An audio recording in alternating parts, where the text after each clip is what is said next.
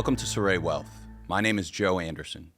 And here today I'm joined with Senior Wealth Manager and founding partner Scott Hefty. We're going to discuss how to build wealth early in your life, in your 30s and 40s. This is a part of our Think in Decades series, which is a perspective series that allows you to see the long-term consequences of the short-term decision-making that you're making today and how that impacts the next 10, 20, 30 years of your life. Scott, could you share with us a little bit more about how you advise young savers? Yeah, if you're in your 30s or 40s, I tell people that this is really a career crossroads where a lot of decisions need to be made about really your values and who you want to become. So in your 30s and 40s, usually your earnings potential starts to really accelerate. And so that can be really, inspiring and powerful and rewarding.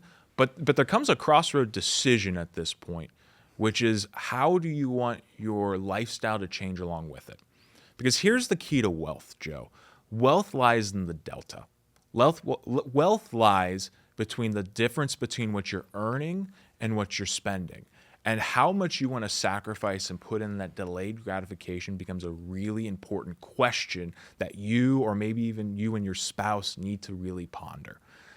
A lot of times we know that saving is important and saving early is important, it's a good thing we should all do, but I don't think we really understand the power of this. Joe, if we built out a math equation to this, $1 saved in your 30s, when you're 30 years old, by the time you're 65 is actually worth over $27. So $1 set aside 30, if you waited all the way to 65 and you get a 10% rate of return, that one turns into over $27. At 40, that same dollar, if you were to invest in that same situation, only multiplies to 7. And so if you're in a position where you're young, you have an extremely high income, you have the power and ability to really set that aside early and gain a significant leg up.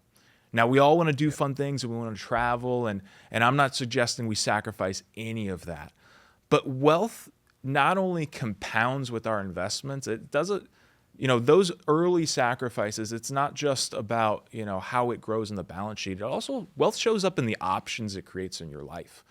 That early investment, how you choose to use that early income, can open doors to retire early, to quit your job or open a business. It gives you so much more choices down the road.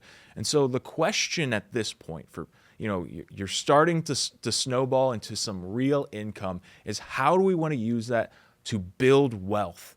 And that's not just about money. It's about the options you can create with that money. That's the first question at this point.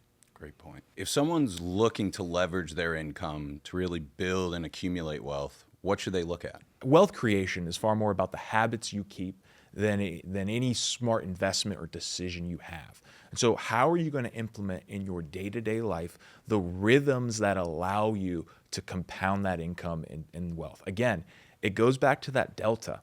How are we utilizing the difference between income and what we're living on? How do we maximize that and automate as much of this in a cycle, a typical rhythm, a cycle that we're going to build upon? Usually in your 30s and 40s, there's a lot of life changes that take place. How do you help clients navigate that? Yeah, your 30s and 40s, not only is it big from a career perspective, but there's a lot of family formation questions that happen in your 30s or 40s.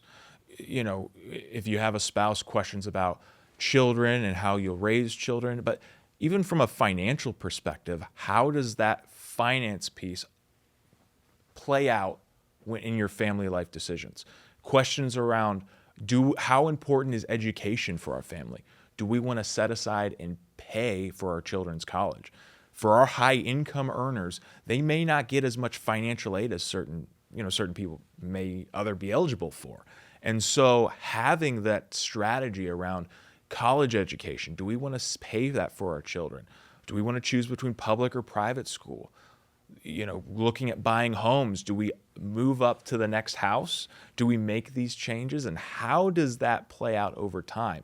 These family formation questions become a large part of our overall financial success. And so having that plan laid out, understanding the dynamics and the long-term ramifications. Because we talk about this often for Saray Wealth, where while our industry, when we're talking about wealth management, we talk about figures and percentages and dollars. At its core, it comes down to a values conversation. How are we going to align our resources with what we find important to us? And I can't think of a better or more impactful area where this conversation needs to happen than in how we want to run and grow our families. And so these are all the types of questions that you're trying to navigate if you're 30, 40 years old and have that wealth building. And so it presents a tremendous opportunity, but some very foundational questions about who you want to be and how we move forward from here. You know, you need to start thinking for the next decades with intention, and having these thoughts and foundational principles laid out create financial stability, but also relational stability across families for generations. And so these are very core questions that need to be looked at.